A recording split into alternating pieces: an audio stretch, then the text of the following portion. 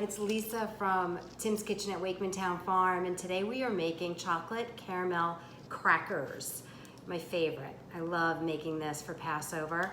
It calls for matzah, and our other ingredients that we're going to use today: chocolate chips,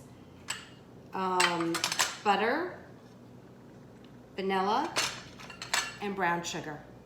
And if you want to use nuts, which I happen to love, you could sprinkle it with nuts. And also a little bit of delicious sea salt is yummy. I love this recipe because it is sweet, salty, crunchy. It's like perfect for that little bit of sweetness that you want, and it's got that great crunch.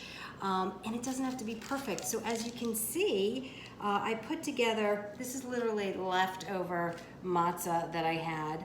And by the way, if you don't have matzah and you have saltine crackers, it's just as good. So you could use that. But this is not about like being perfect. As you can see, this is really kind of cobbled together, like a little bit of a puzzle, but pieces are certainly not fitting together there. And what we're gonna do is we're gonna make the toffee with our sugar and butter, and get that to a boil, spread it on, and then put our chocolate chips on, and we are gonna have the best, yummiest dessert you can imagine, and it's super quick. So here's my toffee that I made, melting the butter and the brown sugar together. Came to a boil, looks like it is done. And I am going to now add a little bit of vanilla and a pinch of salt, and I'll be ready to pour over the matzah. Before I put the caramel and I spread it with, this is a great little tool, an offset spatula, which is really, just makes it much easier to spread.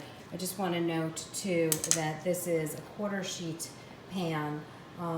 Usually this recipe calls for a little bit bigger, a half sheet pan, but this is all I got is left over from the matzah box. So I'm adjusting, we're using what we got, right? So the other thing is this is lined, the quarter sheet pan is lined with foil because it gets pretty sticky and it will stick to the pan and not easy then to get off. And then on top of that I have parchment paper, which again, the drippings between the caramel and the chocolate really stick to that, and it makes it a little bit easier to get the crunch, the caramel covered crackers, chocolate caramel covered crackers, matzah off of the pan. So when it's finished and ready to go. Okay. So I've got my caramel covering the matzah, and now I'm going to stick it in the oven, 350, and this is going to be like glue. It's going to bring all the matzahs together and have them, become almost like one sheet layer. And after that bakes for about 10 minutes, maybe a little bit longer, you have to watch it because it burns really easily. Then I'm going to add my chocolate chips. Okay, so I just took the matzah out of the oven, and you have to work a little quickly here because it is important to sprinkle the chocolate chips over them really right as they get out of the oven, because that, what I call that hot glue, the caramel that's kind of keeping this all together, is nice and hot. And it's going to allow our chocolate chips to melt on top of that. So we're gonna let that sit for a couple minutes, and then you could see it's going to start melting because it's like almost like molten caramel lava.